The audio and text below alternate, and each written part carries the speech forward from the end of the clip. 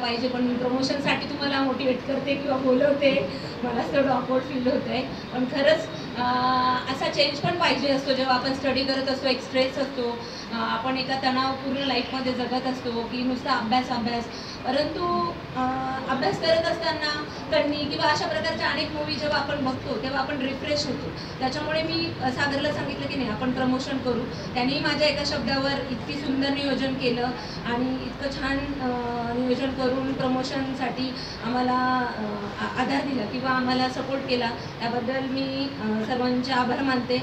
आणि आत्ताची जी पोलीस भरती आहे, इतकी मोठी ॲड सरकारने काढलेली आहे, 17,000+ जागा आहे आणि त्याचा सुंदरपणे असं नियोजन करून सर्वांनी अभ्यास करा. मागच्या वेळेसच मी जेव्हा सागरने मला इन्व्हाइट केलं होतं तेव्हाच मी सांगितलं होतं की कशा प्रकारे स्टडी केला पाहिजे.